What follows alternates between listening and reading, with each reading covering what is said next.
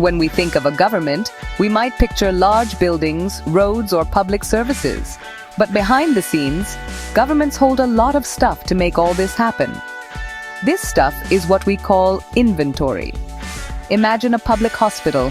It needs to have medicines, syringes, bandages, and other medical supplies on hand to treat patients. These supplies are the hospital's inventory. Similarly, a government's public works department might keep a stock of gravel, sand, and spare parts for repairing roads and maintaining vehicles. Even a public school has inventories of textbooks, stationery, and cleaning supplies. Keeping track of these items is incredibly important for a government. It's not just about knowing what you have, it's about managing public resources effectively. If a government doesn't know how many vaccines it has in stock, it can't plan a public health campaign properly. If it runs out of spare parts for its snowplows right before a big storm, essential services can come to a halt. Proper inventory management ensures that services are delivered to citizens without interruption. It helps prevent waste, as officials can see if items are expiring or being stored for too long without use. So, accounting for inventory is a fundamental part of good governance. It allows government managers to make smart decisions about purchasing, ensuring they don't buy too much and waste money or too little and risk shortages. It also helps in budgeting for the future. By analyzing how quickly certain items are used, a government can predict its needs for the next year and allocate funds accordingly. This is a core element of being responsible with taxpayer money, making sure every dollar is used efficiently to serve the public good. This is where a set of rules becomes essential. To ensure all government bodies track their inventories in a consistent and transparent way, we have accounting standards. These standards provide a common language and a reliable framework for recording and reporting information. For public sector entities, one of the most important standards for inventories is called Ipsas 12. It guides governments on how to properly account for all the goods they hold, from the moment they are purchased until they are used, sold, or disposed of, ensuring clarity and accountability. So, what exactly is Ipsas 12? Think of it as the official instruction manual for how governments should account for their inventories.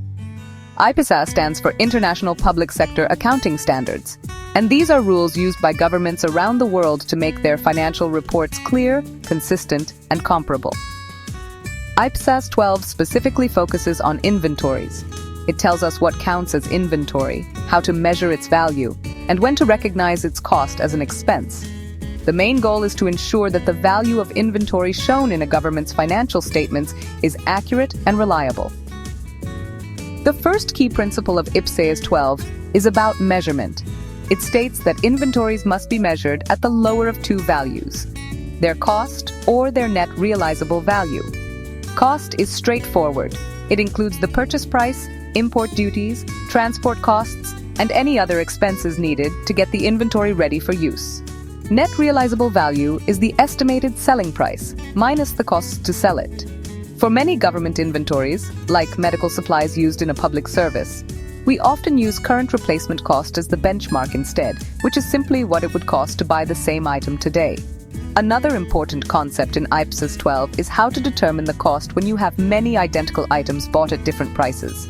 Imagine a government buys 100 boxes of paper at $10 each and later buys another 100 boxes at $12 each.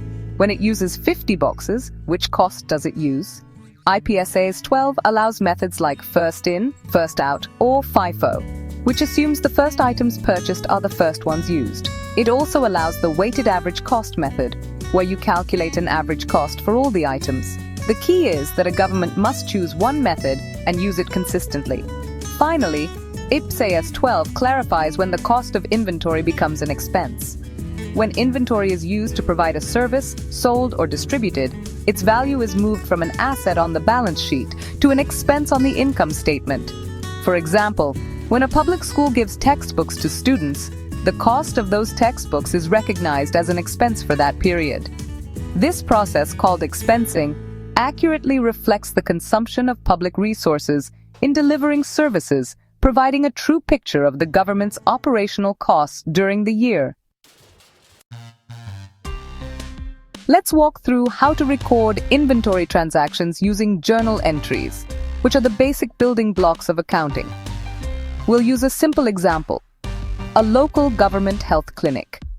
First, let's say the clinic purchases medical supplies worth $5,000 on credit from a supplier.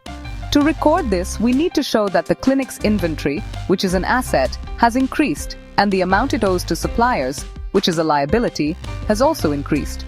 The journal entry is a debit to the inventory account and a credit to the accounts payable account, keeping the accounting equation in balance. The journal entry would look like this. Date July 1st, 2025. Account debit credit inventory, $5,000. Accounts payable $5,000 to record the purchase of medical supplies on credit. A debit increases an asset account like inventory, showing we have more stuff. A credit increases a liability account like accounts payable, showing we owe more money. This simple entry perfectly captures the essence of the transaction, creating a clear and auditable record of the purchase for anyone reviewing the clinic's financial records. Next, let's say the clinic's doctors and nurses used $2,000 worth of these supplies to treat patients during the month. According to Ipsas 12, the cost of these used supplies must now be recognized as an expense. We are consuming resources to deliver a public service. To record this, we will decrease our inventory account, which is a credit, because we have less of it, and we will increase our supplies expense account, which is a debit. This entry moves the value from an asset to an expense, reflecting the operational cost of the clinic.